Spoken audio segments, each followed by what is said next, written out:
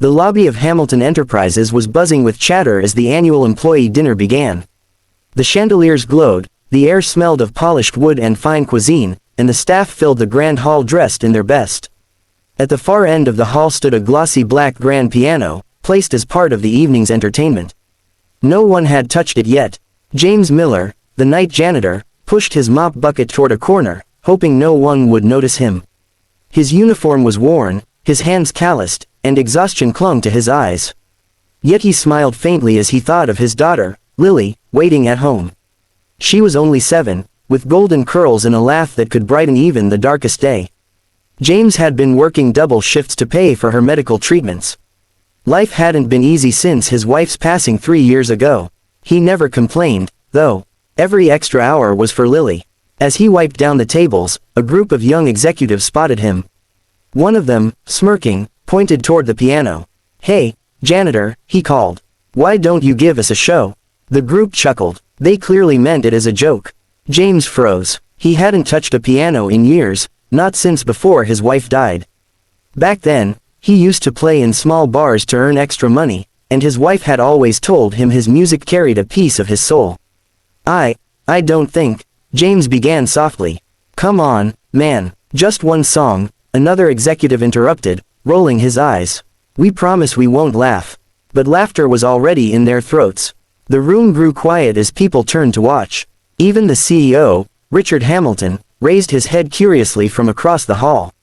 James felt every gaze press against him. His heart raced. Part of him wanted to walk away. But another part, deep inside, longed to play again. He sat down slowly on the polished bench. His rough hands hovered above the keys. For a moment, silence fell.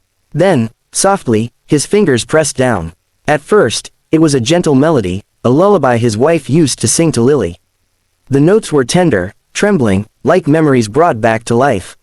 Soon, the melody deepened, building into something powerful and raw. His hands moved faster, effortlessly, pouring years of unspoken pain, love, and hope into the song.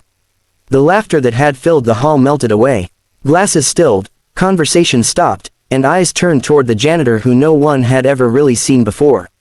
By the time he reached the final note, the room was utterly silent. Then, one by one, people began to clap. Not the polite applause of an audience but the thunderous, heartfelt applause of souls who had been moved. James stood, embarrassed, and gave a small nod. He wanted to retreat before anyone could say more. But then a deep voice spoke from across the room. "That," said Richard Hamilton, the CEO himself, standing now, "was extraordinary." James froze. The CEO walked closer, his eyes unusually bright. "Where did you learn to play like that?" he asked. James looked down. "Just life, sir." Richard studied him for a moment. Then his expression softened. "I lost my wife a few years ago too," he admitted quietly, his voice trembling. "Your music, it reminded me of her." "Thank you." For the first time that evening, James noticed tears in the CEO's eyes. The young executives who had mocked him earlier now looked ashamed, shuffling their feet. James simply gave a small nod, picked up his mop, and tried to return to work. But Richard wasn't finished. "James, is it?" the CEO asked. "Yes, sir. I want you to come to my office tomorrow. We need to talk." The next morning, James entered the CEO's office nervously. He had no idea what to expect. Richard gestured for him to sit. "I asked around," Richard began. "You've been working nights, here for 3 years, always on time, always dependable, a single father, raising a daughter on your own. That takes strength." James shifted uncomfortably. "I just do what I have to for her, sir." Richard leaned forward. "Last night, you reminded me that talent can come from the most unexpected places. You shouldn't be mopping floors when you can move people with your music." James shook his head. "Music doesn't pay the bills, sir. Not for me. I tried once, but life had other plans." Richard smiled faintly. "What if I told you it could? I run a charity foundation that sponsors gifted individuals. Music programs, scholarships, performances. I'd like to help you, and your daughter." James blinked in shock. "My daughter?" Richard nodded. "I heard about her treatments. Let me cover the costs. You focus on her, and on your music. In fact, we're hosting a gala next month. I want you to play." James felt his throat tighten. For years, he had swallowed his dreams, buried his music, and lived only for survival. Now, out of nowhere, a door had opened. I don't know what to say," he whispered. "Say yes," Richard said gently. "Your wife would have wanted you to."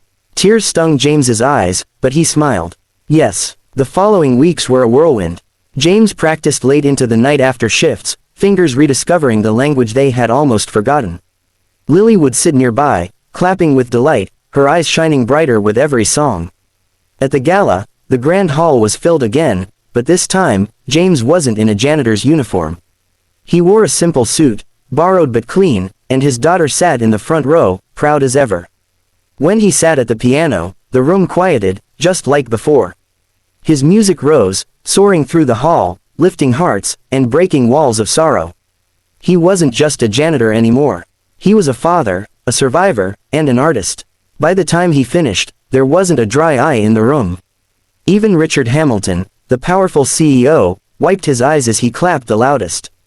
And James, he smiled through his tears, finally realizing that sometimes life has a way of giving back what it once took away. That night, a janitor became a musician again. A single father became a symbol of resilience. And a little girl named Lily saw her father's dreams come alive on stage.